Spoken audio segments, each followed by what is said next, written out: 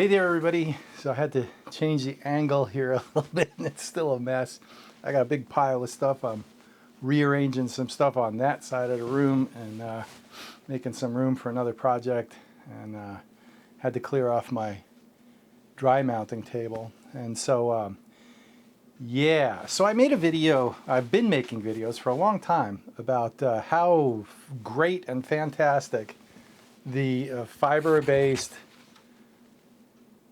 genuine, real, darkroom, chemical, silver gelatin prints are. And I've been banging on about, you know, what Ansel said, Ansel Adams, in terms of longevity and, you know, archivability and stuff like that. But as the technology moves forward with the digital printing and the inks and things, it's good every once in a while to revisit, like, where are we? And so since I've been making these videos, I started questioning, like, where are we? Like, I know my Canon Pro 1000 printer with the Lucia inks that are pigment-based are supposed to be pretty zippy in terms of archivability. But what does that mean, and how does it really compare? And the problem here is really what it comes down to is everybody's guessing. Because these photographs have only been around, like photographs that Ansel Adams made in the 40s, in the 1940s, so they're 80 years old now, right? They haven't been around for 2,000 years or 1,000 years, so nobody really knows for sure. It's really everybody's best guess, okay? Some guesses are better than others, like Wilhelm research, etc. But we're really guessing as to what the 1,000-year archivability of these photographs are. And the good news is that the photographs that Ansel Adams made over the course of his lifetime, if they've been stored properly, most of them haven't changed. Most of them have aged perfectly so far in less than, in 80 or less years. So, yeah. Now, how archival guesstimation works for photographic images on paper is and this is my understanding of it. If I get something wrong, let me know, but it's the general idea of what's happening. I'm not setting up an archival testing situation. I'm just telling you what my gist of what they do is, to when they come up with their guesstimations of what a paper will do in terms of 1,000 years from now. So from what I understand is they take the image in question that's processed the best way they know how, whether that's a fiber-based silver gelatin print or it's a inkjet print on different kinds of paper. And they take the paper and they put it in a controlled environment with humidity and temperature, etc. And they put it a certain distance from a very powerful light source. And they have the light source measured so they know the UV radiation, they know the level of the light, the spectrum of the light, etc. And then they subject the print to these high-powered full spectrum, or whatever the spectrum they're doing is, lights. They subject the prints to these lights for, let's say, 2 weeks. And based upon their guesstimation, they'll say that, like, this would be the equivalent of being in indirect sunlight for, 500 years. And so they'll subject the print to 2 weeks or 6 months or something like that. It's a what do they call it, an accelerated aging test. And they'll subject the print to the bright light for 2 weeks, 6 months, whatever. And then they'll measure the print and see if the inks have faded or the silver has faded or if there's deterioration, okay? And if they get a small percentage of deterioration over 2 weeks, they can they guesstimate that 2 weeks of light exposure is equal to 400 years.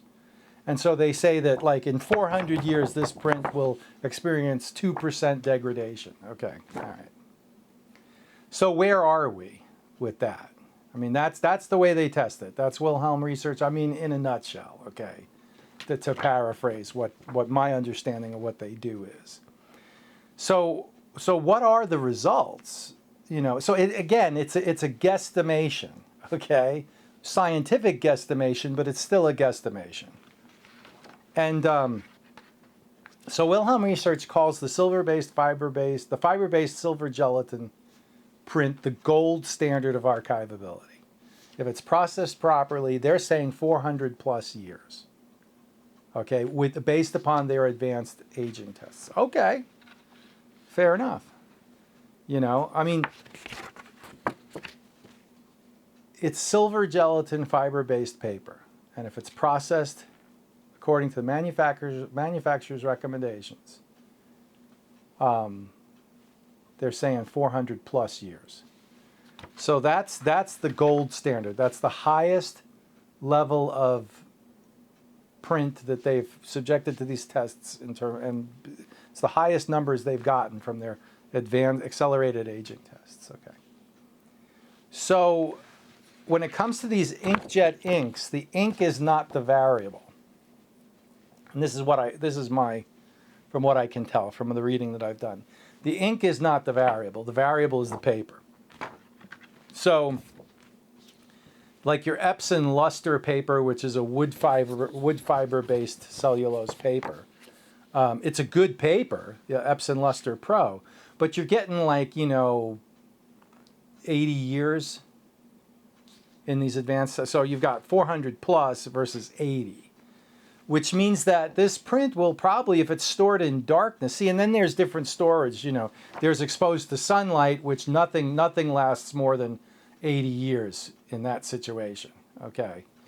And then there's stored in indirect sunlight under UV glass, and that's when you start getting up to 250 plus years. So on display, not direct sunlight, under UV absorbent glass, you're getting like 250 years, all right? And then in dark storage, temperature controlled, coolers, humidity controlled, temperature controlled, 400 plus years is what they're guessing, okay, based upon their accelerated aging test. So with this paper, it's, 80 years or so.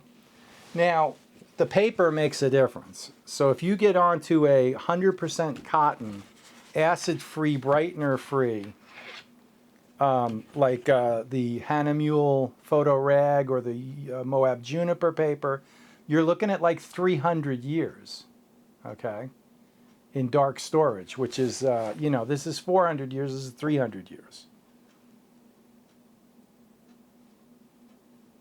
And 300 plus years, right? So, okay, and if you really want the ultimate in archivability, you're going to go with a watercolor paper.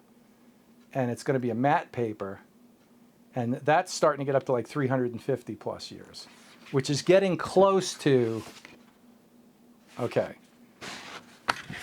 So the difference between 300 years and 400 years in a guesstimation on an accelerated aging test, silver gelatin's better, but we shouldn't dismiss our inkjet prints, not if they're done right, on the right paper, okay. Honestly, in my opinion, the storage of the prints is much more of a critical factor. So from the research that I've done and after thinking about it, I'm kind of changing my attitude towards the inkjet prints. I mean, if they're done right on the right paper, they're almost as archival in terms of the guesstimations of the researchers. 300 plus years in dark storage, or 250 years under UV glass, or 200 years under UV glass. Yeah, okay, that's good enough. I mean, really, you know what I mean? And so the other thing to consider also is in the future, what capacity, if like Moonrise over Hernandez, right? There's 1,300 copies of that. And we're at the point now where, we can reproduce those to a point where we can, if they need to restore them, right, is what I'm saying. I mean, I guess if they have the negative, and the negatives are kind of, kept in dark storage, the silver halide negatives, I think, last forever if they're properly stored. At what point in the future will we have the technology to accurately and 100% reproduce the work for the critical pieces moving forward? I mean, it's something to consider. I guess the other thing to consider is like, you know, if I go in the darkroom and I make a print that's going to last 400 plus years, well, if I can print out an inkjet print here that's going to last 300 plus years, I mean, you know, is that archivally acceptable? I mean, and that's a guesstimation. So under proper storage and under UV glass, et cetera, okay, I think I'm comfortable with that. And I think I should treat the prints that are coming out of the inkjet, you know, on the Moab Juniper or the Moab Entrada, the good papers, and dry mount them to museum board, and I think we're there. I think it's good enough. So yeah, so a newfound appreciation for the inkjet prints after doing some more research. I'm comfortable with that. I just wanted to share. Thanks for watching. Have a great one. We'll see you out there. Like, subscribe, hit the bell for notifications. Catch you later. Bye.